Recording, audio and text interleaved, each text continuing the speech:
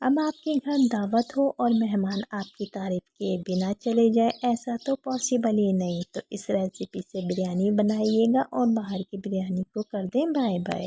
ये वाली बिरयानी खाने के बाद तो आपके मेहमान आपके फ़ैन हो जाएंगे।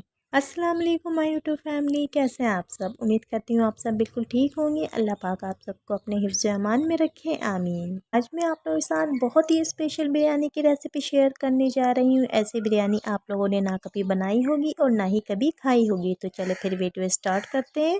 1 किलो हमने बड़े का गोश्त ले लिया। आप लोग चाहें तो मटन में भी बना सकते हैं।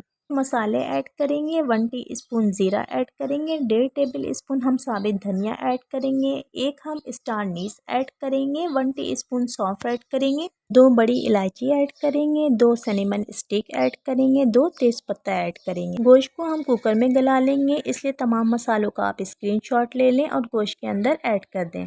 हमने 2 प्याज ले लिया। प्याज को 4 हिस्सों में डिवाइड करके मसालों के साथ ही गोश्त में ऐड कर दिया पानी। अब हम इसमें इतना डालेंगे गोश्त अच्छी तरह से डन हो जाए और यखनी रेडी हो जाए। 5 से 6 जवे लहसुन के ऐड कर दिए थे। अब हम कुकर को कवर करेंगे और गोश्त को गलने तक पकाएंगे। नमक मैंने 1.5 टीस्पून ऐड किया। आप लोग अपने टेस्ट के मुताबिक ऐड कर लें और गोश्त गलने तक पकाएं। हमने गोश्त को गलने के लिए रख दिया। अब हम एक दूसरे पैन में तेल डालेंगे। तेल आप लोग अपने टेस्ट के मुताबिक ले लें। बिरयानी के लिए मैंने 1.5 कप तेल लिया। उसमें 3 अदद प्याज को ब्राउन कर लेंगे।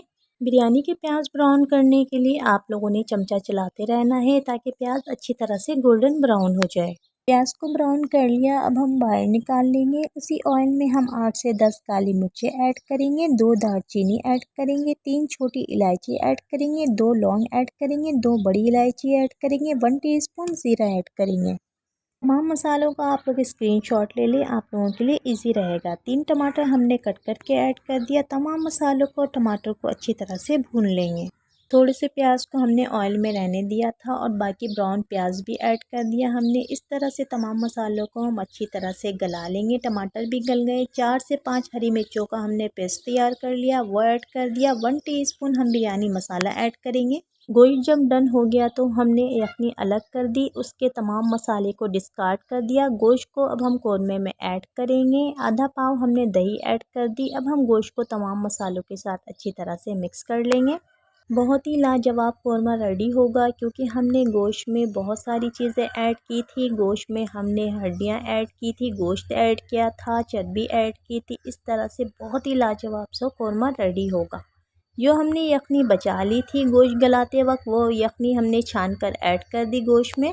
यखनी को डन होने तक पकाएंगे, अच्छी तरह से बॉयल आने दें। 8 से 10 हमने इमली को भिगो दिया था, उसका पल्प ऐड कर दिया। 8 से 10 हम हरी मिर्चें ऐड कर देंगे। आप लोग कम या ज़्यादा भी ऐड कर सकते हैं। 1 किलो हमने चावल को पहले से भिगो दिया। अब हम यखनी में ऐड कर लेंगे।